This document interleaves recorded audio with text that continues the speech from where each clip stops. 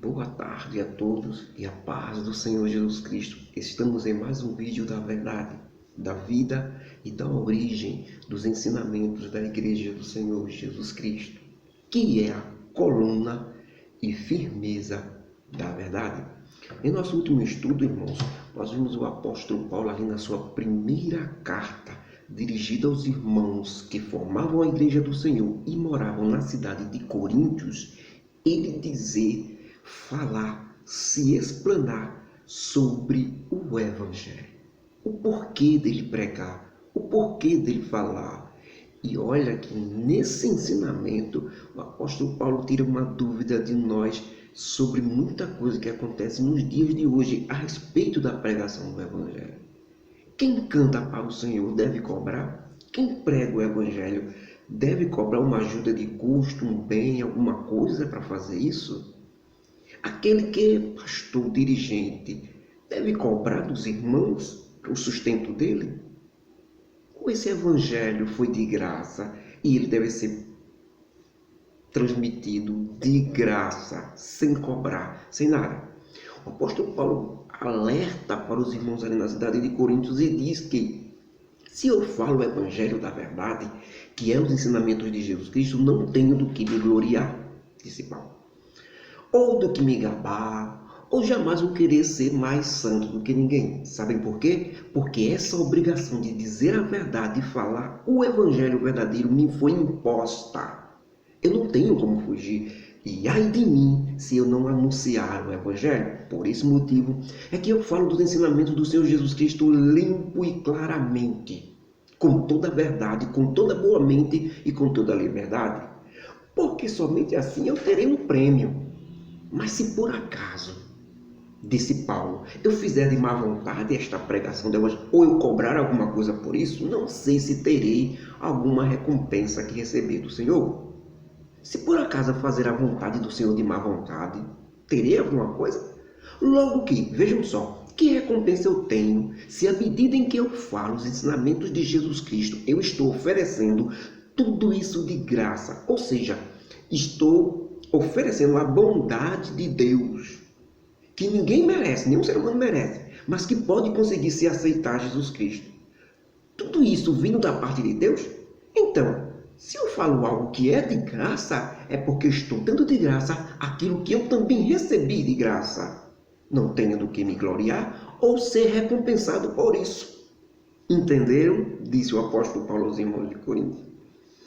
Mas ele, irmãos, fala de uma maneira a respeito disso, que coloca todas as coisas nos seus lugares, porque é o Espírito Santo que inspira para essas coisas, exatamente o que é a vontade de Deus para o homem que vai anunciar o Evangelho. Paulo expressa para os irmãos de Coríntios e diz, e eu falo isso para vocês, para não abusar do meu poder no Evangelho, porque sendo livre para com todos, eu me fiz servo de tudo para ganhar ainda mais. O que foi que Paulo quis dizer com isso? Ele diz o seguinte, olha, para os judeus que seguem a lei de Moisés, eu me fiz também judeu seguidor da lei de Moisés, para poder ganhá-los para Jesus Cristo. Para os outros que não têm lei, não têm religião, eu me fiz também como se fosse sem lei, para poder ganhá-los para Jesus Cristo. Porque, na verdade, irmãos, eu sempre estive debaixo da lei de Jesus Cristo, disse o apóstolo Paulo, que é ganhar todos para o Evangelho. Essa é a lei de Jesus Cristo.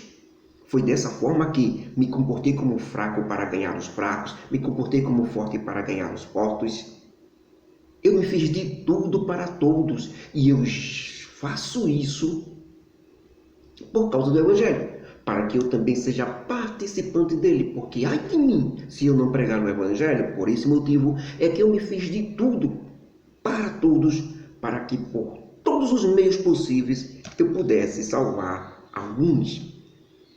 Foi algo que Paulo explanou e que fechou com chave de ouro a respeito disso aí, certo? Apesar de ele dizer que se fez como se não tivesse lei, são as pessoas, ele quis se referir às pessoas que não têm religião, não seguem a Deus, eu me fiz como eles também para ganhar eles. Ele disse que na verdade sempre esteve debaixo da lei de Jesus Cristo. E foi qual? Se fazer assim para poder ganhá-los, não é para ir para eles se fazer como sem lei, como sem estar com Jesus Cristo e permanecer lá, não. É para ir lá buscar e trazer para cá para a lei de Cristo. Essa é a lei de Jesus Cristo, diz o apóstolo Paulo. E depois dessa esplêndidos ensinamentos com os irmãos da igreja ali de Coríntios, o apóstolo Paulo usa agora um termo que nós temos muito nos dias de hoje no mundo, né? Que podemos considerar como nós também, os que seguimos os verdadeiros discípulos de Jesus Cristo. Paulo diz assim: será que vocês, irmãos da cidade de Coríntios, não sabem que todos os atletas que correm nos estados fazem isso em busca de um prêmio? Então, irmão, eu e você também devemos correr muito para pregar o evangelho para todos e de uma tal maneira que alcancemos aqueles que estão a caminho da perdição. Porque isso também terá uma grande recompensa para nós. E todo aquele que é atleta profissional tem uma alimentação diferenciada. Não pode comer comida gordurosa e que não seja saudável para o seu corpo. Tudo isso para não prejudicar o seu desempenho na competição que ele participa. Esse é o atleta profissional do mundo. E todo esse sacrifício de não comer alimentos gostosos, fazer dietas, etc., os profissionais, fazem isso para alcançar um prêmio que é corruptível, ou seja, esse prêmio vai morrer ou se acabar com o tempo, irmãos. Mas nós, na nossa corrida, nós como atleta de Jesus Cristo, mudaremos também nosso hábito de viver. Nos afastaremos de coisas que até gostamos, mas não convém a um discípulo de Jesus Cristo praticar aquilo. Deixamos de fazer coisas que é boa para a nossa carne, nossos desejos, nossas vontades, porque essas coisas nos destruirá espiritualmente. Nós temos que deixar de provar delas.